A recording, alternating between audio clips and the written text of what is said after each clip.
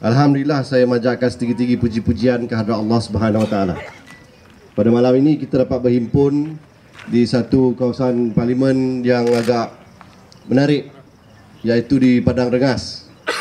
Dan saya ingin mengucapkan jutaan terima kasih di atas kehadiran yang begitu ramai tuan-tuan dan puan-puan turun untuk bersama-sama dengan kita pada malam ini. Tuan-tuan dan puan-puan, hanya kerana nila setitik rosak susu sebelanga. Inilah keadaan yang berlaku kepada parti yang kita anggap keramat sebelum ini, iaitu UMNO. Kami datangnya daripada UMNO, sekarang sudah berhijrah menubuhkan sebuah parti yang baru, Parti Pribumi Bersatu Malaysia.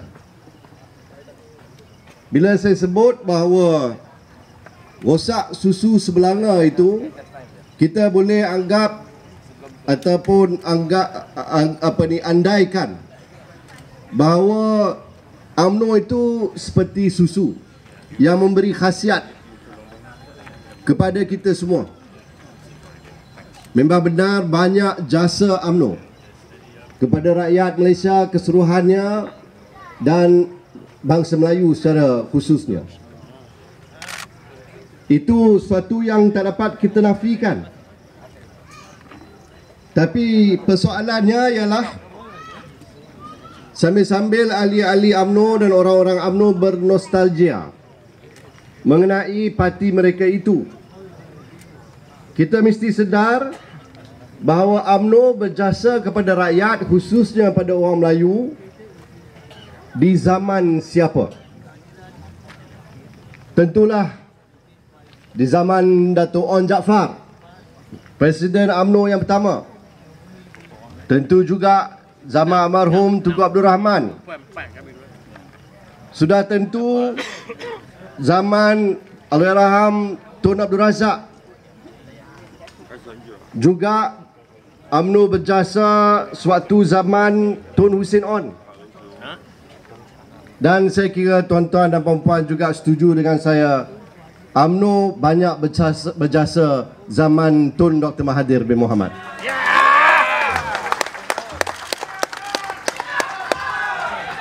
Tapi pada hari ini tuan-tuan dan puan-puan, UMNO di bawah kepimpinan Najib Razak. Maka persoalannya, adakah UMNO masih berjasa kepada orang Melayu ketika Najib menjadi pemimpinnya? Malah itu yang saya maksudkan dengan nila setitik rosak susu sebelanga. Najib ni dianggap sebagai nila yang dengan hanya setitik itu, tuan-tuan dan puan, semua jasa-jasa yang begitu banyak yang telah ditumpahkan oleh UMNO terhadap rakyat sudah menjadi satu yang dilupakan oleh rakyat. Kerana angkara seorang manusia, seorang pemimpin yang memimpin UMNO di peringkat tertinggi dalam parti, tuan-tuan dan puan. Apabila Najib itu saya anggap sebagai nila, maksud saya beliau adalah seorang pemimpin yang korup, yang digelar kleptokrat, yang Tun Mahathir selalu sebut penyangak, penyamun.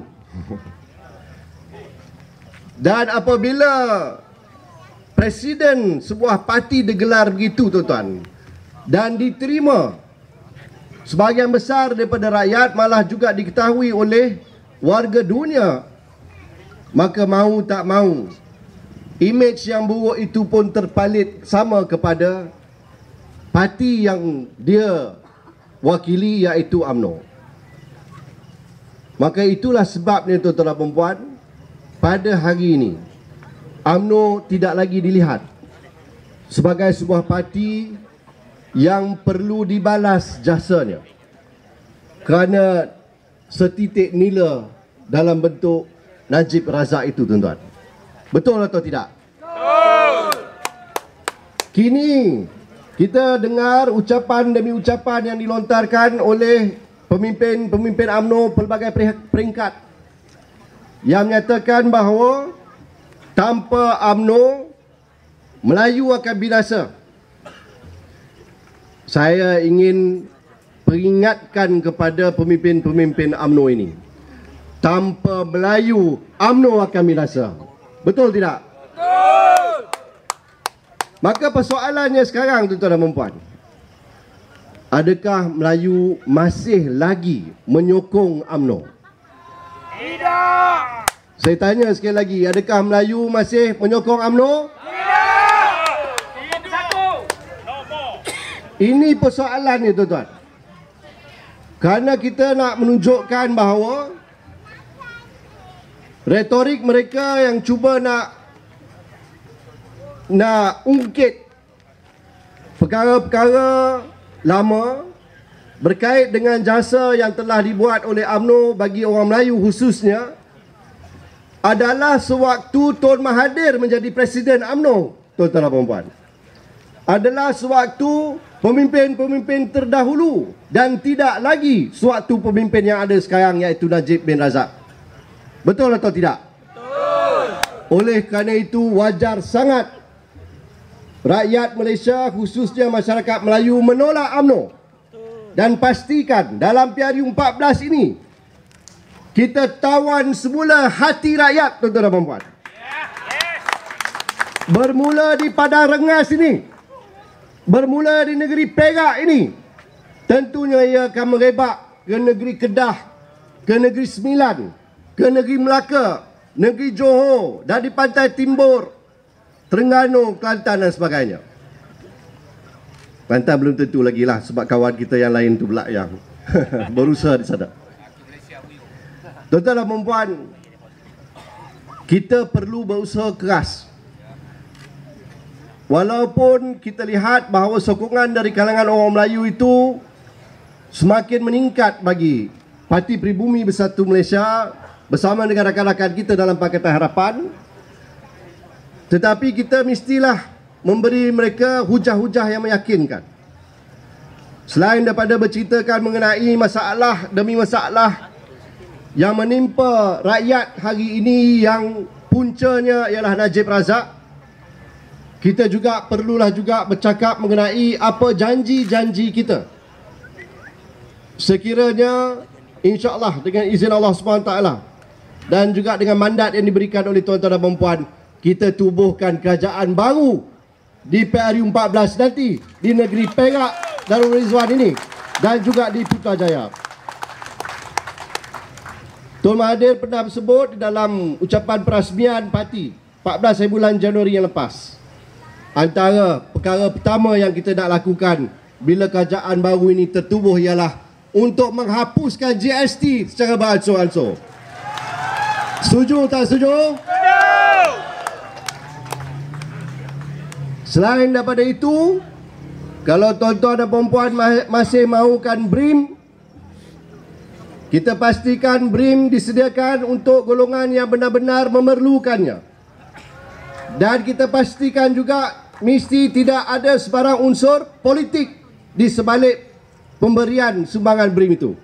Setuju tak setuju? Itu antara lain. Banyak lagi perkara yang disebutkan yang mungkin akan disentuh oleh Tun Mahathir dan tentu juga oleh Tan Sri Presiden iaitu Tan Sri Muhyiddin Yassin. Saya nak mengambil kesempatan ini mengucapkan tahniah dan syabas kepada Parti Pribumi Bersatu Malaysia Negeri Perak yang telah berjaya mengumpul begitu ramai sekali ahli-ahli dari kalangan masyarakat di Perak ini. Juga dalam menganjurkan program yang begitu berjaya, saya lihat dari kehadiran saja satu petanda baik. Kita akan melihat satu keputusan Pilihan Raya Umum 14 yang begitu luar biasa di negeri Perak ini. Sekian. Wabillahi taufiq wa hidayah. Assalamualaikum warahmatullahi taala wabarakatuh.